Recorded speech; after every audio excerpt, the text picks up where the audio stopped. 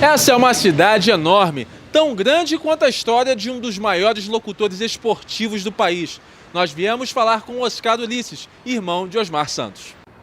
Nós viemos para a maior cidade do país para ouvir uma das maiores vozes da narração esportiva. Parece até que tem alguma coisa na água de Marília, porque só sai locutor bom de lá. Oscar Ulisses, obrigado por você receber a gente aqui em São Paulo. Prazer. Primeira coisa, o que tem na água de Marília que só sai locutor bom? Você, seus irmãos, só sai locutor bom? E zagueiro central. Márcio Rossini, o Jurandir, um antigo zagueiro que jogou no São Paulo. O Osmar, ele montou lá um time em Marília, na época que ele fez rádio, e o Osmar Santos, meu irmão, e ele é muito dedicado, gostava muito de rádio, gosta de rádio, e ele não bastava apenas ele participar, ele arrastava os companheiros para fazer parte da equipe, para, enfim, manter contato com o rádio, trabalhar no rádio. E criou bastante gente lá, que veio para São Paulo depois. E tinha que arrastar irmão juntos também, né? Ah, veio todo mundo.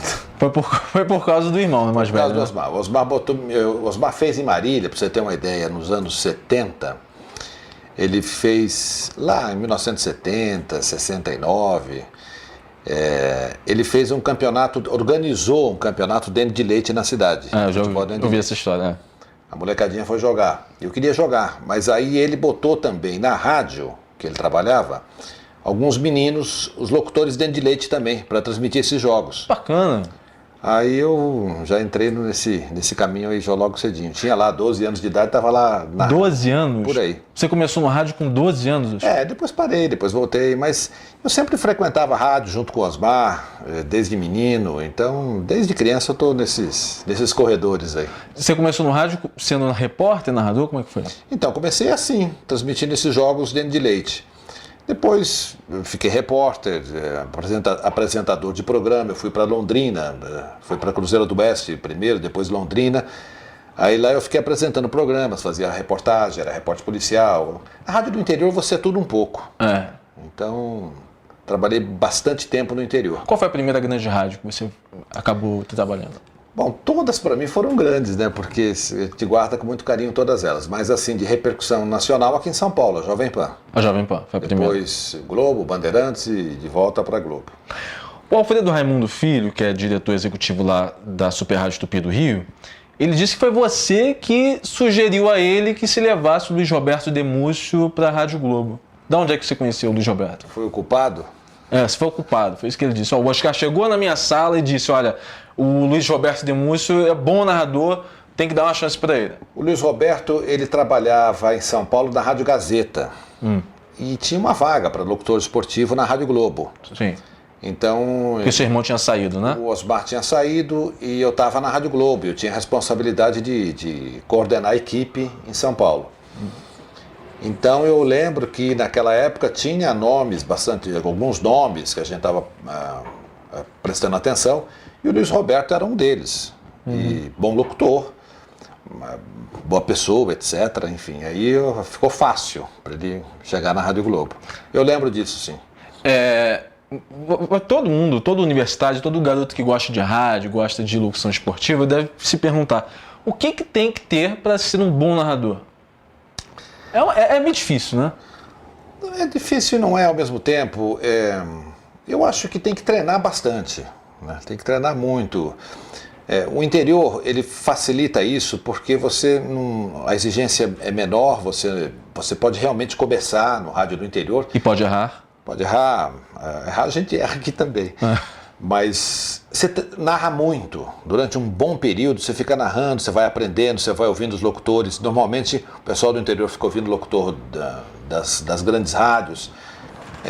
Eles desenvolvem um ritmo de transmissão que dificilmente aqui em São Paulo você vai ter, ou em grandes cidades, você vai ter espaço para fazer esse treinamento no rádio. Então, eu acho que o interior é uma boa escola nesse sentido, para você praticar. Eu acho que isso é fundamental, é decisivo, é importante.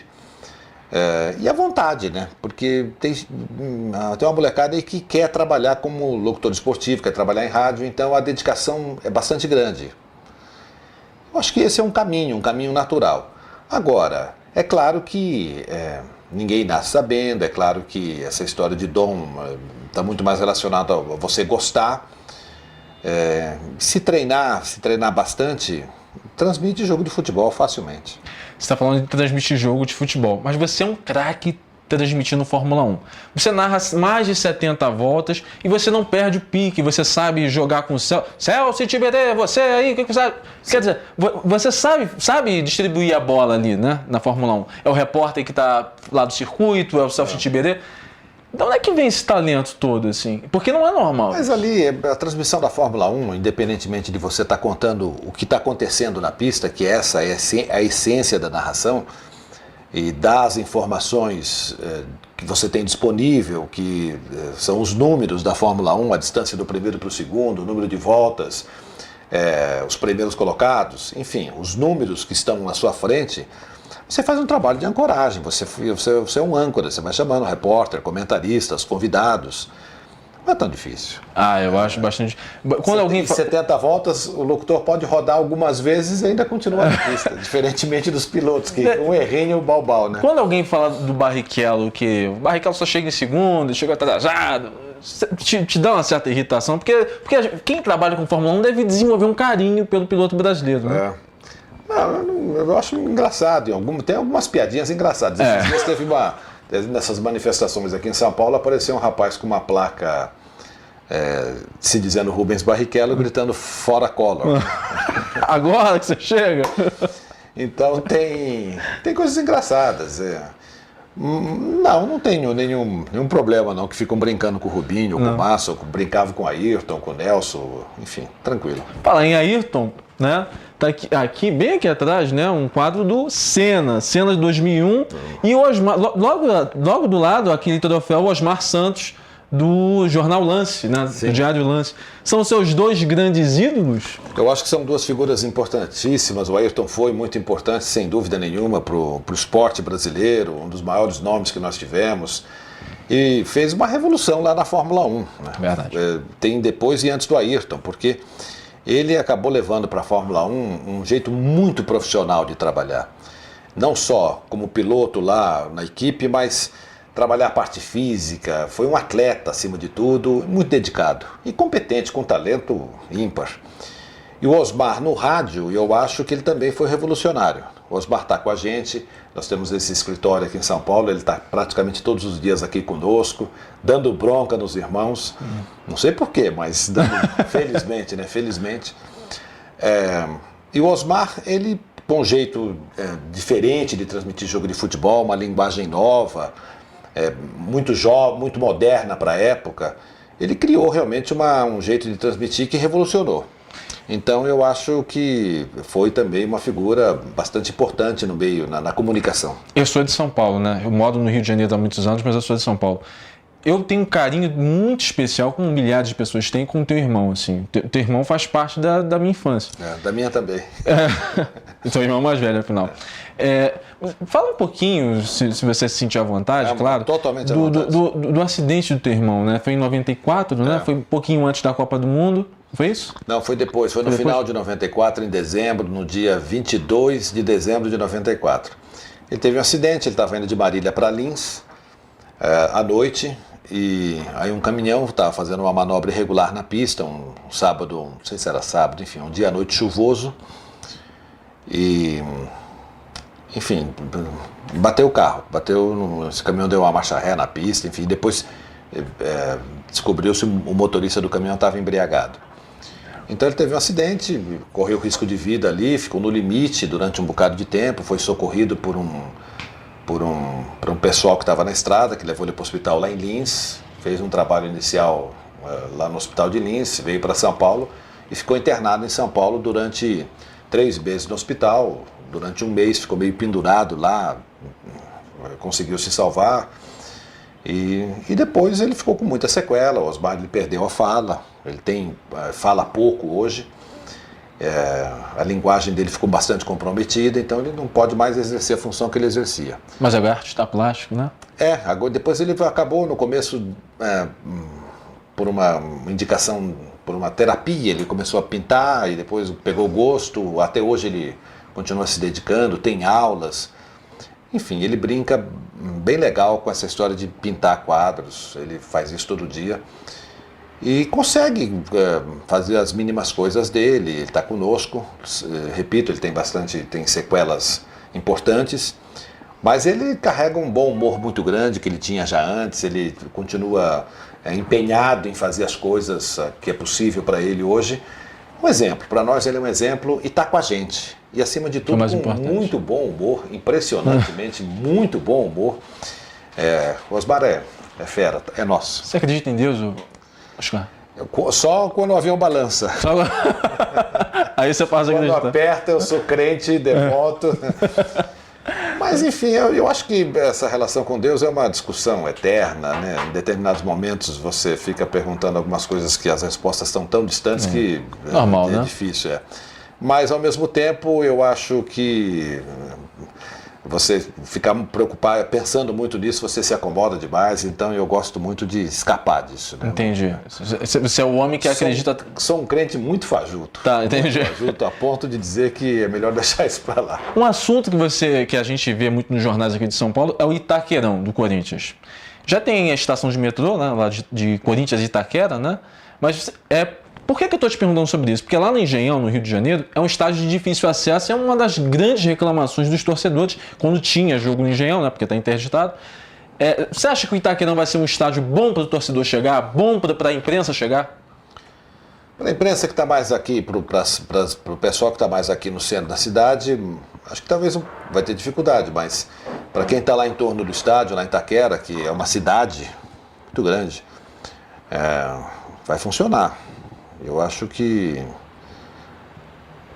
vai ser, vai abrir, vai descentralizar um pouco, né? Ou muito até para os jogos do Corinthians. Acho que vai andar, vai lotar os estádios. Vai depender do time. Se o time estiver bem, vai encher estádio. Se o time estiver mal, a torcida não vai. Como aqui. Agora, no meu caso, vai ser um pouco mais difícil. Vou ter que ir lá, mas normal. Acontece. Não tem jogo todo dia. A gente tá falando de futebol? E se tivesse jogo todo dia, eu iria com muito prazer lá. E tá ficando bonito o estádio. O José Simão hoje fez uma piada na Band News FM, na coluna dele na Folha. Ele disse assim, olha, para derrubar o preço do dólar, basta dar para o São Paulo que tudo vai cair. Vai cair. O que está acontecendo com o São Paulo? Eu que pergunto, né? O que está acontecendo com o São Paulo? Eu acho que o São Paulo, ele achou que tinha um elenco melhor do que tem. Então, e aí na prática não andou do jeito que o pessoal imaginava que podia andar, porque um time muito limitado. Então isso daí ficou visível, está ficando visível agora, porque os jogos estão acontecendo e o time não está andando bem. Claro que, se levarmos em dependendo do jogo e da motivação do time, da união do time, alguns limites podem ser superados. Mas eu acho que, independentemente da superação que o São Paulo pode ter e escapar dessa armadilha que foi criada para ele aí, essa ameaça até de rebaixamento hoje, eu acho que isso daí não vai revelar, que não vai dizer que o elenco do São Paulo é bom. Vai ser só uma questão de superação. Vai usar tradição, vai usar um monte de coisas para tentar superar. Mas o elenco do São Paulo é bastante limitado. Eu acho que esse é o principal problema. Uma questão que estava passando pela cabeça, Paulo Roberto Martins, que já trabalhou contigo, ele sempre diz assim, o futebol carioca não é um futebol sério, é um futebol de segunda classe. Claro que ele está brincando. Mas, curiosamente, os últimos dois campeões, os últimos 3 anos, 3 campeonatos que nós tivemos o quê? 2 campeões cariocas, o Fluminense e o Flamengo, 2009, né? Enfim, são clubes com pouca estrutura, que não tem centro de treinamento. Como é que explicar esse fenômeno? Clubes que apesar que o Fluminense tem um grande elenco, tem um grande trabalho que a Unimed faz lá dentro. Esse é o principal, tem um grande elenco, pessoal que sabe de futebol. O CT não é importante? Eu acho que é importante para você, é muito importante você ter uma estrutura boa para trabalhar. Mas está cheio de exemplos aí de times que não têm CT e que estão conquistando coisas importantes. É que se você não tem uma boa estrutura, fica dependendo muito do talento, dependendo muito do que está acontecendo no momento. Enfim, a organização ela é boa para você trabalhar a longo prazo. Né? e para dar conforto para quem trabalha. Então eu acho isso decisivo. Se você tem conforto, se você tem um bom ambiente, se você tem recurso, é claro que você pode produzir mais. Acho que está muito voltado para isso. Mas não cria, por exemplo, pode ajudar você a desenvolver o talento, né, que você tem, mas não cria talento. O talento vem de outro canto, aí eu não sei de onde exatamente vem, mas se você tem um time talentoso, com gente boa trabalhando ali, mesmo que não tenha grande estrutura, claro que vai andar. Independentemente disso, acho, por questão de tradição e pelos jogadores que passaram por tudo, o Rio de Janeiro, um dos maiores centros de futebol do mundo, né? Altos e baixos, depende de épocas, como todos os cantos, né? Então, essa história do Paulo Martins ter falado que é a segunda classe, eu acho que é mais para provocar. Para provocar, enquanto a bola não rola, Ronaldo Castro, Paulo Roberto Martins, já viu, né? Oscar, diploma de jornalismo, você é a favor ou contra a necessidade do diploma para poder ingressar no mercado de trabalho e exercer essa profissão de jornalismo? O diploma em si não, mas o curso eu acho importante. Acho, se não for um curso de jornalismo, você tem que ter muito conteúdo, né? Isso você adquire muito em escola, não só em escola, mas é o caminho mais curto, talvez, ou mais prático. Então eu acho que o jornalismo ele tem técnicas. Você tem que ter conhecimento das técnicas para praticar o bom jornalismo. Então eu acho isso. Mas o diploma em si, eu não vejo necessidade. Acho que dá para você ser um bom jornalista, exercer a profissão de jornalista sem ter o diploma. Uma coisa que se discute muito lá no Rio, eu acho que você que veio de rádio pequena, você deve entender essa questão um pouco mais o quão complexa é essa questão. Quando se fala que deveria haver direitos de transmissão de Campeonato Brasileiro, por exemplo, para rádios, se realmente tivesse que uma rádio pagar para transmitir, automaticamente você excluiria uma grande fatia das rádios, pelo menos lá do Rio de Janeiro, acredito que aqui também das rádios do interior, por exemplo. O que você pensa sobre essa questão? Eu acho que é uma questão de preço daí. Você pode cobrar direito das emissoras de rádio, não é o mesmo valor, evidentemente, que você vai cobrar das televisões. É uma história de vale quanto pesa. Eu acho que isso funcionaria até para organizar e para que as emissoras de rádio tivessem tendo direito, tem deveres e vai poder exigir, vai poder cobrar condições de trabalho. Acho que a tendência é essa, é uma questão de tempo. Tá certo. Em 2006, você dividiu com um garotinho a transmissão da Copa do Mundo de 2006, que eu achei aquilo ali sensacional. Vocês não se enrolavam, vocês tinham uma sintonia fina. Vocês chegaram a fazer um teste no Flamengo e Santos, não foi isso? Não lembro. Não nos enrolamos graças muito à experiência do garotinho, do Zé Carlos Araújo.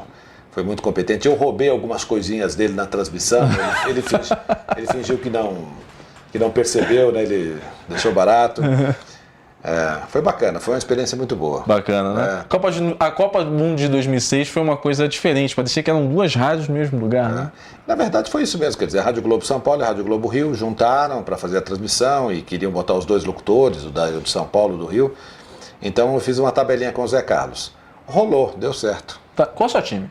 Meu time eu já aprendi com o Osmar, é o Marília. Ah, que isso, Oscar. Eu não sei mas como é que tá o MAC hoje, nem que divisão tá, mas é o Marília, eu torço pro Marília. E não é o Corinthians, São Paulo? Você sabe o que acontece, rapaz? E no meu caso, especialmente, e de algumas outras pessoas que eu já ouvi por aí, eu sou um torcedor muito fajuto. Quer dizer, eu fico trocando de time a toda hora, depende muito do momento, depende de quem está jogando, depende da relação que você pode ocasionalmente desenvolver com esse ou com essa ou com aquela pessoa. Então você acaba torcendo para um técnico que ficou seu amigo. Então a torcida varia muito. Eu já torci para o Corinthians, quando o Sócrates chegou aí e fez aquele barulho da tal da democracia corintiana. Depois eu torci para o São Paulo porque fiquei muito simpático ao Telê. Depois tinha o Raí, eu torcia para o Raí. E assim vai. Mas time de coração não tem? Você está em casa, o seu time está jogando? Você não tem mais isso? Não tenho. Esse envolvimento, não? Não tenho. Não tem mais. Não tem. É difícil, eu sei que quem gosta muito tem uma dificuldade de acreditar que isso seja verdade, mas é. Assim, de coração, Não tem. Eu já peguei torcendo para times até de... No começo eu torcia mais para os times aqui de São Paulo, que eu trabalho aqui, fico um contato maior. Mas eu já me peguei torcendo para times de outros estados, contra time daqui. Então, time de coração, assim, realmente não... Tem um monte, né? Uhum. Uma discussão política. As Olimpíadas de 2016. Normalmente, na história das Olimpíadas, as Olimpíadas significam a coroação de um projeto de política esportiva de um país. Né? Um país que faz do esporte o seu pilar de educação e não só o esporte de alto rendimento. No Brasil está se fazendo o contrário. O que você pensa em relação a essa questão? Eu acho que a Olimpíada e Copa do Mundo, elas foi passado para o público, olha, a gente tem esses grandes eventos, estamos conquistando esses grandes eventos e a gente tem a chance de melhorar a nossa estrutura. Uhum. A gente tem a chance de deixar um legado grande aí. A gente não vai ter legado e não está melhorando a nossa estrutura. Então, resta a competição, a Olimpíada em si. Podia ser aqui, podia ser em qualquer outro canto, a gente ia ter a participação talvez um pouco maior aqui, porque é mais fácil de chegar na Olimpíada, quem está aqui. Mas eu não sou um otimista, não acho que esses eventos vão dar para o Brasil uma cara nova. Infelizmente. Né? Infelizmente. Eu acho que a gente está perdendo a oportunidade aí, muito por conta da nossa cultura, do jeito, muito por conta dos políticos, mas acima de tudo por conta do nosso jeito de viver, da nossa cultura. Então, por conta da nossa educação, eu acho que a gente está perdendo de novo, mas duas grandes chances aí de melhorar muitas coisas, né? A melhora vai ser insignificante, eu acho, perto do tamanho dos eventos. Entendi. Para a gente encerrar, o que o pay-per-view trouxe para o rádio? O pay-per-view da televisão. Eu faço do jogo que está sendo transmitido por TV fechada. O que isso trouxe para o rádio? A concorrência maior e chance da gente fazer mais off-tube. Você gosta de fazer off-tube, não? Nenhum narrador gosta, né? Não gosto muito, não, mas acho necessário, às vezes muito prático. Acho que dá para fazer um bom trabalho vendo o jogo na televisão. Normalmente o off-tube é feito com você no estúdio, transmitindo o jogo, vendo a imagem na TV, mas tem sempre um repórter no estádio. E também não é assim todo jogo, dependendo da necessidade. Encaro como normal, dos tempos atuais, eu acho que faz parte da vida hoje, do rádio, da comunicação, você estar envolvido com essa transmissão, que a gente chama de transmissão off-tube, né? Geladão. Mas não sou fanático, não. Prefiro o estádio. Prefiro o estádio, você sente o clima, é mais gostoso. Só pra gente... Você tem quantos anos de carreira? Ixi, eu tô com 56 anos, eu tenho... perto de 40, né? Porque por aí.